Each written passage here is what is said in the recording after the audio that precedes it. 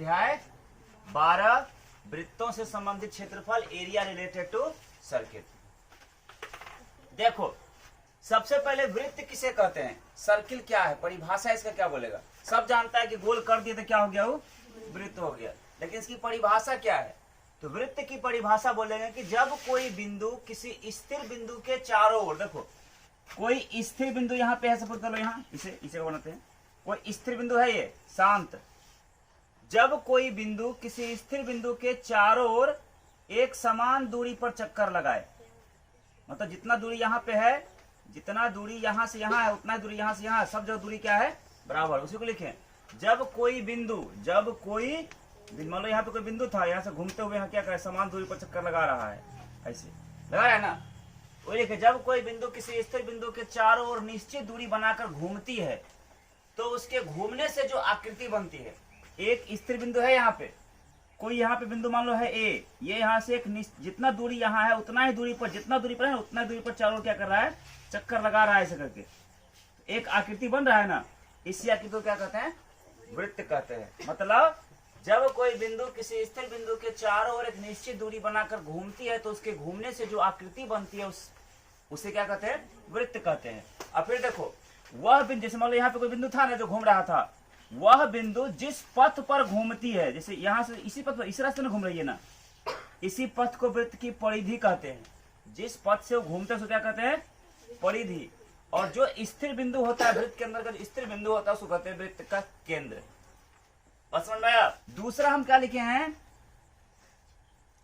वृत्त की त्रिज्या। देखो सिंपल सी बात, किसी वृत्त में केंद्र और परिधि के बीच की दूरी वृत्त की त्रिज्या कहलाती है। किसी वृत्त में केंद्र और परिधि की दूरी वृत्त की क्या कहलाती है, त्रिज्या। उसी को लिखे यहाँ त्रिज्या यानी रेडियस, कि वृत्त के केंद्र से परिधि तक की दूरी को, वृत्त के केंद्र से परिधि तक की दूरी को वृत्त की त्रिज्या कहते हैं। और वृत्त की त्रिज्या को छोटी r से सूचित किया जाता है। कोई दिक्कत। व्यास, डायमीटर, देखो व्यास क्या है, वृत्त की जो सबसे बड़ी जीवा होती है उसको वृत्त का व्यास कहते हैं। या सिंपल देखो, वृत्त की जो सबसे बड़ी जीवा होती है उस, देखो वृत्त की सबसे बड़ी जीवा जो वृत्त के केंद्र से होकर गुजरती है, वृत्त की सबसे बड़ी जीवा जो वृत्त के केंद्र से होकर गुजरती है उसे वृत्त का व्यास कहते हैं। वृत्त के व्यास को d से सूचित करते हैं। जीवा देखो, वृत्त है कोई, यानी किसी वृत्त के परिधि पर स्थित कोई भी दो बिंदु, जैसे मान लो यहाँ a है और यहाँ पे क्या है, b है, को जो मिलाती है रेखा, यही रेखा क्या कहलाएगी, परिभाषा क्या बोलेंगे, वृत्त। यानी किसी वृत्त के परिधि पर स्थित दो बिंदुओं को मिलाने वाली रेखा वृत्त की जीवा कहलाती है। देखो फिर क्या है, जीवा के बाद चाप। देखो चाप में क्या कहेंगे कि वृत्त के परिधि पर स्थित कोई दो बिंदु, जैसे है ना ए और बी। देखो परिभाषा सिंपल करना है, किसी वृत्त के परिधि का टुकड़ा उसका चाप कहलाता है। ये वृत्त का परिधि है ना, पूरा परिधि, यहां से काट दो और यहां से काटो तो साइड में से आ गया ऐसे ए और यहाँ बी, यही क्या कहलाएगा, वृत्त का चाप कहलाएगा। बात समझ में आया। और चाप को संकेत, जैसे ए और बी चाप है ना, तो लिखेंगे ऐसे ए और बी लिख के, ऐसे ए और बी लिख दिए, ऐसे ऊपर दे दिए, इसका मतलब क्या, चाप ए बी। समझ में कि नहीं। केंद्रीय कोण, देखो किसी वृत्त में, किसी वृत्त में ऐसे केंद्र है, दो त्रिज्या और एक चाप। किसी वृत्त में दो गो त्रिज्या, एक त्रिज्या ही और एक चाप से जो यहाँ कोण बनता है, इसी कोण को कहते हैं क्या, केंद्रीय कोण। देखो उसी को लिखे हैं सेंट्रल एंगल में। किसी वृत्त के केंद्र पर, किसी वृत्त के केंद्र पर जीवा द्वारा, जीवा मतलब क्या, यही चाप जो हुआ इसे, यही जीवा होगा, जीवा, ठीक है, क्योंकि परिधि पर दो बिंदु को मिला रहा है। किसी वृत्त के केंद्र पर जीवा द्वारा बना हुआ कोण, इस जीवा द्वारा जो कोण बनेगा, यहाँ पे कितना कोण बन रहा है, 30 का, 45 का, 60 का, 90 का जो बन रहा है, उसे वृत्त का केंद्रीय कोण कहते हैं।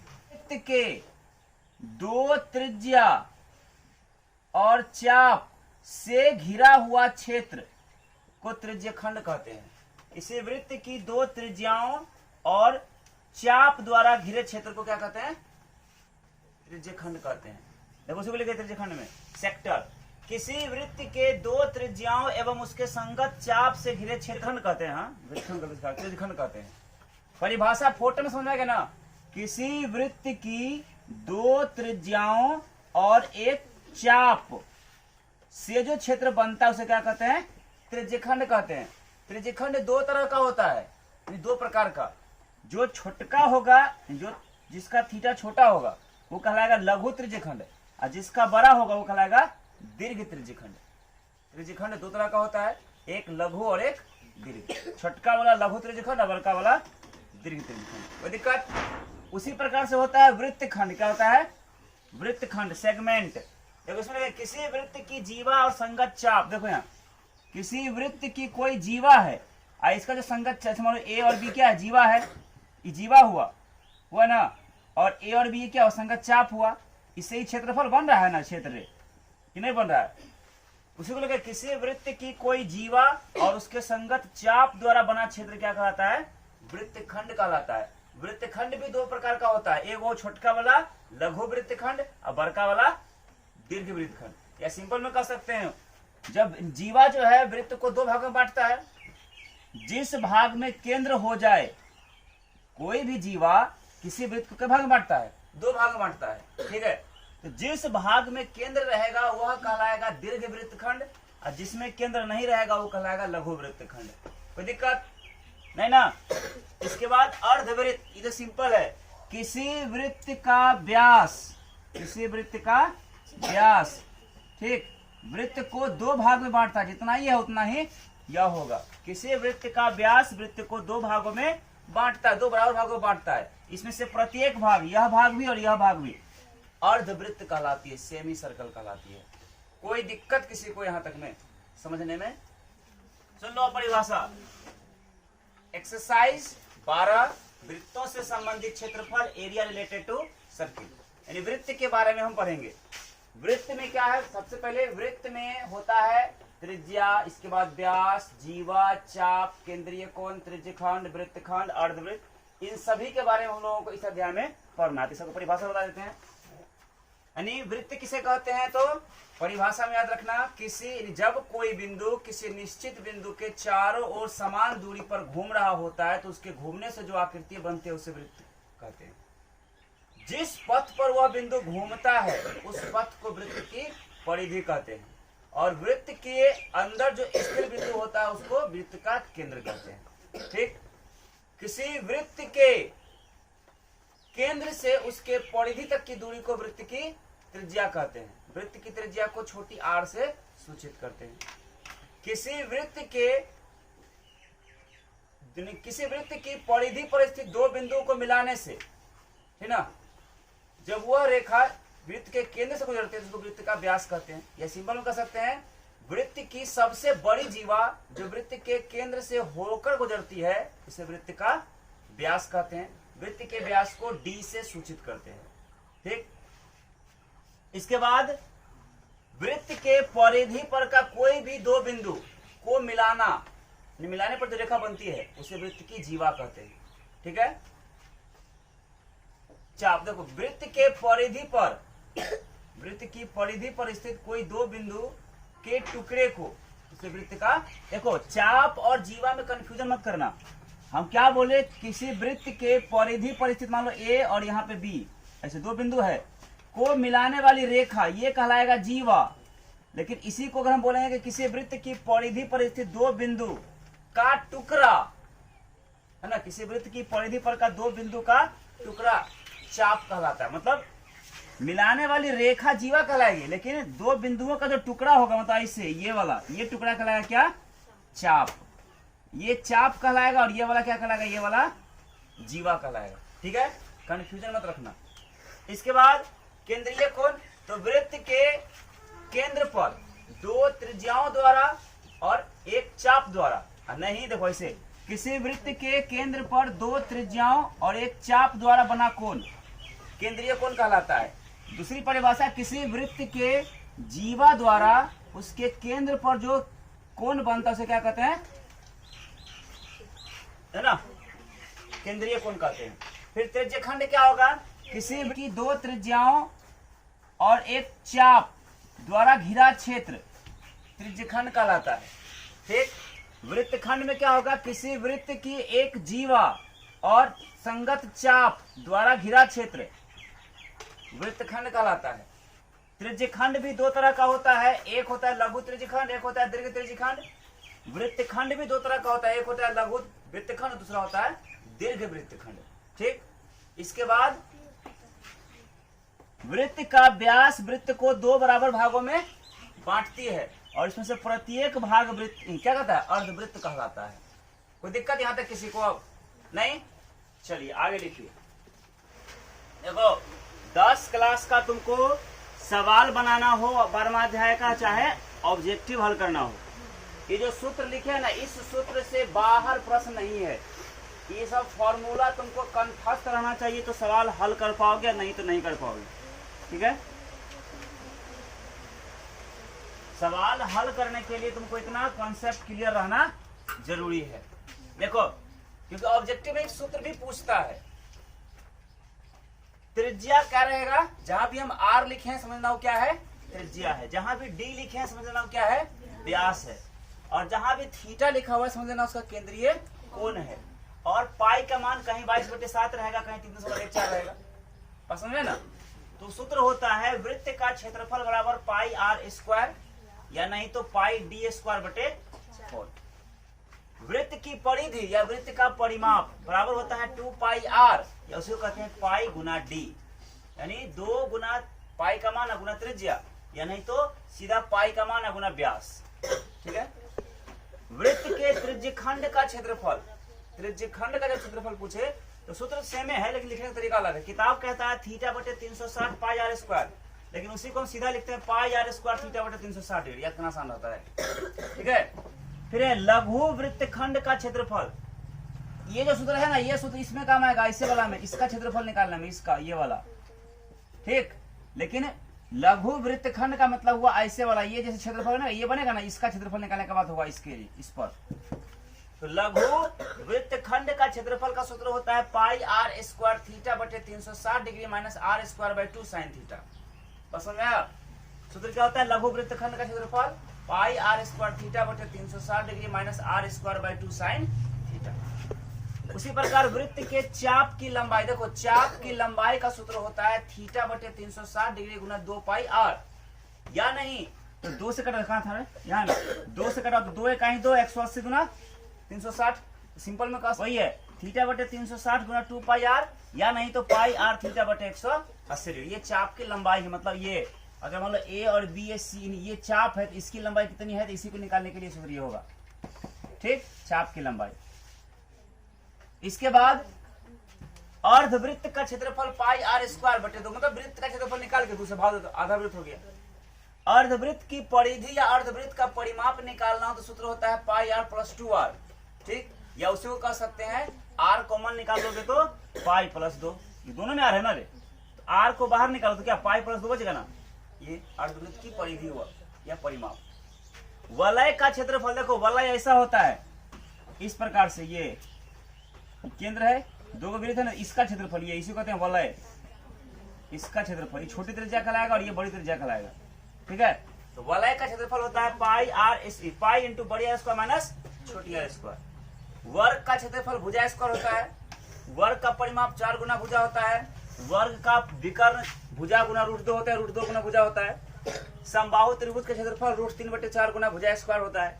ठीक है, अब जो ये सब तुमको लिखे हैं ये सभी तुमको परीक्षा में पूछा हुआ चीज है, इसे ऑब्जेक्टिव में पूछ देंगे। हम लिखे ना 2 भिन्न भिन्न त्रिज्याओं से त्रिज्या वाले वृत्त क्या होते हैं, समरूप होते हैं। प्रथम परीक्षा में पूछा हुआ तुम्हारा है मैट्रिक में कि 2 अलग अलग त्रिज्याओं वाले वृत्त होते हैं, क्या होते हैं।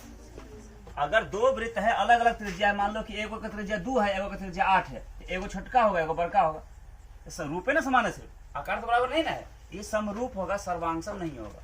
उसी को लिखे 2 भिन्न भिन्न त्रिज्या वाले वृत्त समरूप होते हैं। फिर लिखे समान त्रिज्या वाले वृत्त सर्वांगसम, जितना बड़का त्रिज्या इसका है उतना ही बड़का त्रिज्या अगर इसका है, दोनों क्या होगा, सर्वांगसम होगा। समझ आया। फिर किसी वृत्त को 2 बिंदुओं पर प्रतिच्छेद करने वाली रेखा उसकी छेदक रेखा कहलाती है। देखो कोई वृत्त है, इसको एक बिंदु यहाँ और एक बिंदु यहाँ पर प्रतिच्छेद कर रहे हैं, क्या कहते हैं? छेदक रेखा। फिर लिखे हैं सभी वृत्त समरूप होते हैं, सभी वर्ग समरूप होते हैं, सभी समबाहु त्रिभुज समरूप होते हैं, सभी आयत समरूप होते हैं। बस समझ में आया? प्रश्न पूछ के कुछ भी अगर इसमें से 1 2 3 4 चार को एक बार 4 को लिख दिए हैं, पूछेगा सभी वृत्त क्या होते हैं? समरूप होते हैं। सभी वर्ग क्या होते हैं? समरूप होते हैं। सभी समबाहु त्रिभुज क्या होते हैं? समरूप होते हैं। सभी आयत क्या होते हैं? समरूप होते हैं। कोई दिक्कत? किसी वृत्त की स्पर्श रेखा त्रिज्या पर लंब होती है, किसी वृत्त की स्पर्श रेखा पर त्रिज्या लंब होती है। देखो कोई अगर ये वृत्त है, सपोज करो ये वृत्त है, इसकी यह स्पर्श रेखा है, यानी इसको एक बिंदु पर स्पर्श रेखा मतलब वह वृत्त को एक बिंदु पर छुएगा, तो इस पर जो इसका केंद्र पर से त्रिज्या जो होगा, ये त्रिज्या इस पर पक्का लंब होगा, मतलब यहाँ 90 का कोण बनाएगा। इसी को लिखें किसी वृत्त की स्पर्श रेखा पर त्रिज्या क्या होती है? लंब होती है। ठीक है, प्रश्न पूछा हुआ, ऐसा प्रश्न पूछा हुआ है। फिर वृत्त की स्पर्श रेखा वृत्त को केवल एक बिंदु पर छूती है, स्पर्श करती है। ठीक है, वृत्त की स्पर्श रेखा वृत्त को केवल एक बिंदु पर क्या करती है? स्पर्श करती है। ठीक है, और फिर अर्धवृत्त का कोण समकोण होता है। प्रश्न पूछा है अर्धवृत्त का कोण होता है समकोण या 90 डिग्री का। ऐसे कोई वृत्त है और इसको आधा कर दो, यानी केंद्र से गुजरेगा, इसमें जो कोण बनेगा ना, जैसे देखो ऐसे कर दो यहाँ पे, तो ये जो कोण बनेगा 100, चाहे यहाँ पे ले लो इस जगह पे, तो यहाँ जो कोण बनेगा 100, चाहे यहाँ ऐसे करके ले लो, यहाँ पे कोण बनेगा 100, चाहे इधर ले लो इसे, यहाँ पर जो कोण बनेगा 100। आधा वृत्त के अंदर है नहीं, तो कहीं भी ले लो, अर्धवृत्त का कोण क्या होता है? 90 डिग्री। सब क्या होगा? 90 डिग्री का होगा सब। अर्धवृत्त का कोण क्या होता है? समकोण यानी 90 डिग्री का होता है। इसके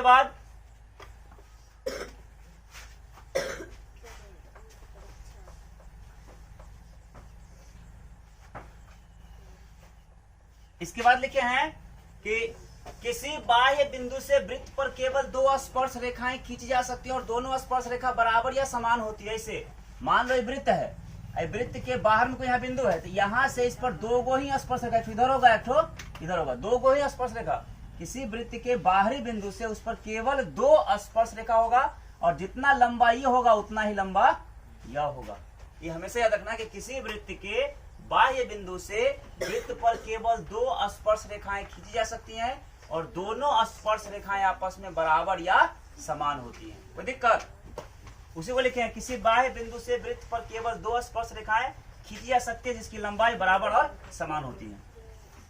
चक्रीय चतुर्भुज के सम्मुख कोणों का 180। देखो कोई वृत्त के अंदर अगर चतुर्भुज है, इसका सम्मुख कोण तो ये कोण और ये कोण दोनों मिला के 180 पड़ेगा, ये कोण और ये कोण दोनों मिला के कितना पड़ेगा?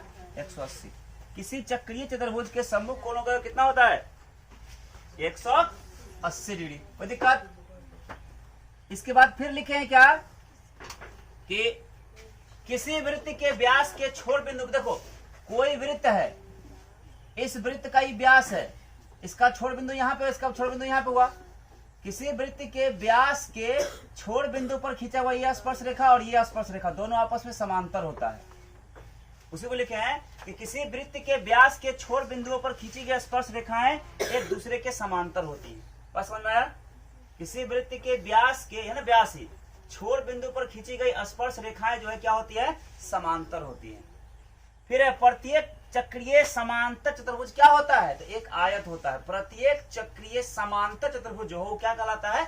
आयत कहलाता है। प्रश्न पूछता है कि प्रत्येक चक्रीय समांतर चतुर्भुज होगा आयत। किसी वृत्त पर अनंत, देखो अगर कह रहा है कि किसी वृत्त के बाहरी बिंदु से कट होगा तो सिर्फ 2 गो ही होगा, लेकिन अगर बाहरी बिंदु नहीं कह रहा है, सिर्फ कह रहा है कि किसी वृत्त पर कितनी स्पर्श रेखाएं, अगर बाहरी बिंदु नहीं कह रहा है तो अनंत, एगो एनहू से हो सकता है, एगो हेनहू से हो सकता है, एगो एनहू से हो सकता है, एगो एनहू से हो सकता है, एगो यहू से हो सकता है, एगो वहू से हो सकता है। अगर बाहरी बिंदु कह दे तो 2 स्पर्श रेखाएं, अगर बाहरी बिंदु नहीं कह रहा हो तो अनेक स्पर्श रेखाएं। कोई दिक्कत? इसमें 2-3 को चीज नहीं लिखे हैं, बस इसके बाद काम खत्म हो जाएगा इसका, तो समझ लो, सिर्फ दिखा देंगे कभी आएगा तो क्वेश्चन। देखो ये अगर कोई दो वृत्त बाह्यता सिर्फ स्पर्श कर रहा हो एक बिंदु पर, ऐसे 2 अगर सर्वांगसम वृत्त है समान, एक बिंदु पर क्या बाहर में स्पर्श कर रहा हो, इस पर 3 को उभयनिष्ठ स्पर्श रेखा हो। उभयनिष्ठ का मतलब हुआ जो दोनों को छूता हो। 3 स्पर्श रेखा होगा, एक तो यहाँ पर हो जाएगा इसे जो दोनों को छूता हो, एक यहाँ पर हो जाएगा इसे जो दोनों को छूता हो, और एक यहाँ पे हो जाएगा। मतलब अगर कह दे प्रश्न की कोई 2 सर्वांगसम वृत्त बाह्यतः एक बिंदु पर स्पर्श करे तो उस पर उभयनिष्ठ स्पर्श रेखाओं की संख्या कितनी होगी? 3। कोई दिक्कत नहीं ना? क्या रे? अरे दो वृत्त है और बाह्यतः स्पर्श कर रहा है, कहने का मतलब ऐसे है, ऐसे एक वृत्त ये है और एक वृत्त यहाँ पे ये दोनों बाहर से छू रहा है, इस पर कै गो उभयनिष्ठ स्पर्श रेखा होगा? तो 3 गो होगा।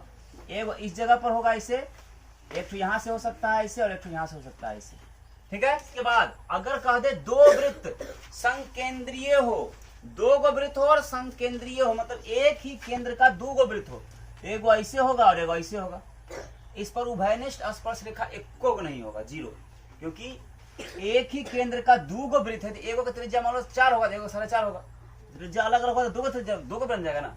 अगर हम इस पर स्पर्श रेखा खींचेंगे तो इसका छेदक रेखा कहला जाएगा, और अगर इसका स्पर्श रेखा खींचेंगे तो इस पर छुपे नहीं करेगा। बस समझ रहा है? तो 2 वृत्त अगर संकेंद्रीय हो, यानी किसी 2 संकेंद्रीय वृत्तों पर उभयनिष्ठ स्पर्श रेखाओं की संख्या नहीं होती है, 0 होती है। बस समझ आया? क्योंकि अगर हम इसका स्पर्श रेखा खींचेंगे तो इसके लिए क्या हो गया? छेदक रेखा, और अगर हम इसका स्पर्श रेखा खींचेंगे इसके लिए क्या हुआ? कोई बात है ना, ये छुपो न करेगा, वो तो यही रह गया। बस समझ में ना? तो 2 संकेंद्रीय वृत्तों की उभयनिष्ठ स्पर्श रेखाओं की संख्या क्या होती है? 0। रसगुल्ला है ना? कोई दिक्कत किसी को नहीं ना? बस इतना ही है तुम्हारे लिए। अब तुम्हारा क्लास कल से शुरू।